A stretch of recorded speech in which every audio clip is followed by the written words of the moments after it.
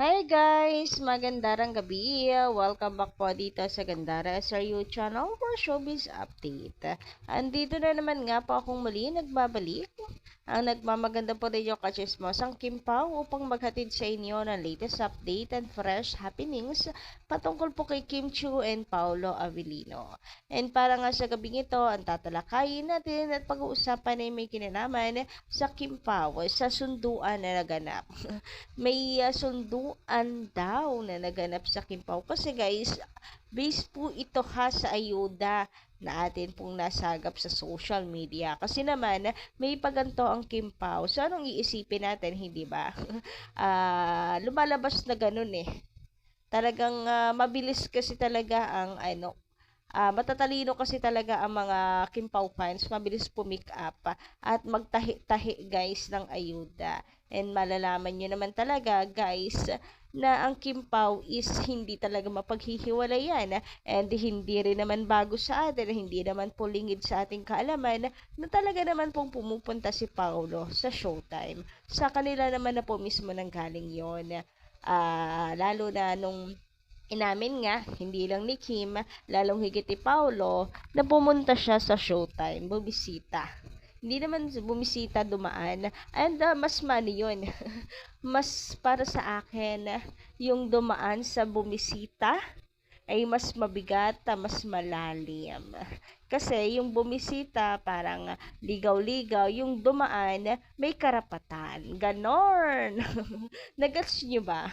Anyway, before that, sa mga hindi pa po nakaka-subscribe dito sa ating channel, maaari lamang napindutin po ninyo ang subscribe button at ang notification bell na nandyan sa baba para mag-i-updated ka at ma-notify at tuwing may bago tayong chika at balita hinggil sa Kim Pao.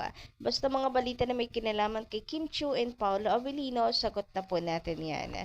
And ngayon, eto na nga, simulan natin ang ating update about po dito sa twinning ng Kim Pao. So, nakikita nyo ba yung suot na yan ni Kimi? Ito yung suot niya sa Showtime. Yung yung binubunot po siya ng mga co-host niya na kung saan ang aga ng Valentine's kasi nga naka-red si Kimi pero palusot niya is mauuna muna ang Chinese New Year. So ayun nga pwede rin naman talaga Chinese New Year na nakimpaw. And I think guys, this promotional video kasi magkasama sila ng Kimpaw, magkasama sila ni Paolo rather. Kasi nag-aabang ako ng video guys kung sa 24 oras daw po kasi 'di ba abangan daw po ang special announcement ng taong malapit sa puso niya and kung sino yan dapat abangan sa 24 oras.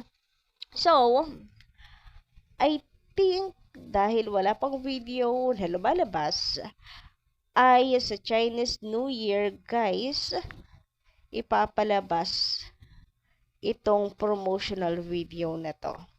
Since pareha silang naka-red for Chinese New Year celebration. Palagay ko lang naman, what do you think? Ang dami rin nag-aantay ng video. Video reveal naman daw. Kahit BTS. Kasi parang interview to. Opo, yung setup, interview siya. So, guys, baka ito ngayon sinasabi ni Kimi na malapit sa kanyang puso. Kaya sabi ko sa inyo kanina, pahapyaw na to ni Kim Chiu ng pag-amin sa kanila ni Paolo. At least may mga pahapyaw na itong si Kimi. And then, bukod pa dyan, alam nyo pa, trending po ngayon ang Kim Pao. Di ba nakakatawa at nakakataba ng puso? I think guys, malapit na po simulan ng Kimpaw ang kanilang pong mall tour. Malapit na pong simulan ng Kimpaw ang kanilang pong mga promotional interviews, shoot, ganyan. So guys, abangan po natin yan. Ganun din po ang trailer na kanilang movement. Ito, yung sinasabi ko sa inyo about sa damit ni Kim Chiu. Since yan po yung yung suot niya sa Showtime, sabi, ito pa rin hindi nagpalit si Kimi. Ibig sabihin, tuloy-tuloy si Kimi sa kanyang trabaho. So, sabi, ibig sabihin, sinundo siya ni Paolo sa Showtime. Hindi malabong mangyari yan. May pagsundo si Paolo Avellino kay Kimi. Alam naman natin na talaga namang si Pao ay dumadaan po dyan kasi may karapatan. May karapatan na. Hindi naman siguro siya susunduin kung walang karapatan si Paolo Avellino. And para sa mga bitter hanggang ngayon, nagsasabi na ang Kim Pao ay hindi magkasundo, hindi close, off-cam sa personal dahil sa blind item, eto na yon. 'Di ba? Bahala kayong masampal ng katotohanan na hindi yun Kim Pao. Masyado kasi kayong bitter, ayan, nasasampal tuloy kayo ng katotohanan. Masakit ba? Curious lang, masakit ba? Parang kulang pa eh. Charot! Anyway, sabi nga po dito guys, ng atin po mga kakimpaw, about dito, talagang sinundo nga daw po ni Pao si Kim. Ang dami nagsasabi niya na may pagsundo si Paolo sa Showtime. So, kagaya po dito, session na guys ha. So, ibig sabihin, sinundo kanina si Kimi sa Showtime. Yan ay hindi po malabong mangyari. OMG, malat na yung boses natin. Makapag-update pa kaya tayo sa mga susunod na araw? Sabi pa dito naman ni Miss Nanita Panoncilio, Ma'am Gandara, kung may mga mata ang mga bashers, napakalinaw na grabe ang transformation ni Paolo nang kasama na niya si Kim. From boring to very happy na si Paolo. Ang powerful ng pag-ibig. Totoo yan na Ma'am Nenita. Kaso, nagbubulag-bulagan eh. Anong gagawin natin doon? Bukod sa nagbubulag-bulagan, nagbibingi-bingihan pa. Tapos mga paepal pa. Sinalo na lahat. Charot. So, wala tayong magagawa dyan. Wala eh. Itong pagiging nonchalant and pagiging introvert ni Paolo, ginagamit nila para sirain ang Kim Pao na kesyo, ganto ganyan. Si Pao kay Kimi. Si Kim lang daw nagdadala ng love team, etc. Hay, grabihan kayo, huy. Pero yun nga, napakalinaw. Malinaw pa po sa malinaw na tubig na si Paolo ang laki ng pagbabago, transformation mula nang makasama niya talaga si Kim Chiu. Ito yung sinasabi niya na mas nai-inlove siya sa personality over looks.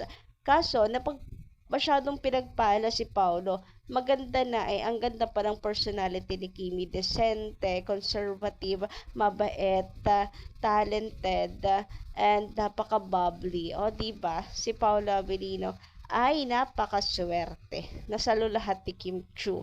Kaya talagang, true love niya to eh. Hindi talaga nagkamali si Paolo ng hinangaan at pangarapin, hindi lang makatrabaho, di ba? Anyway, andito na sila sa point na to. I don't think, guys, na pakakawalan pa yan ni Pao si Kim. Pustahan tayo. Sa simbahan ang tuloy niyan. Simbahan talaga.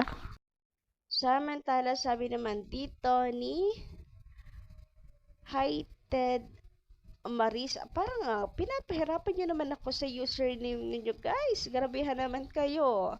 Anyway, sabi nga dito ni Highted Manich, chichichiche. Ayan, di natin mabasa. Anyway, noon, since 2011 pa yan si Pao na humahanga at nagmamahal kay Kimi sa maraming video, sa maraming occasion na na-compile sa kanila. Kaya hindi mapagkakaila na hindi bibitawan ni Paolo si Kimi. Ngayong wala na siyang boyfriend or BF, marunong si Pao umamo ng taong mahal niya.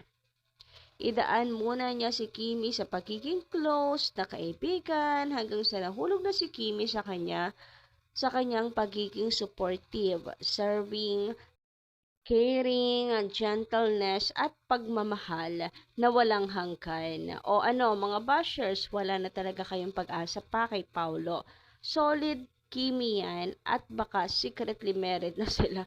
Matagal na. Grabehan naman yung secretly married. Anyway, para anong bilis. Alam naman natin si Kimi, siya, yung may pinaninindigan, pinaniniwalaan at pinanghahawakan when it comes to marriage and love.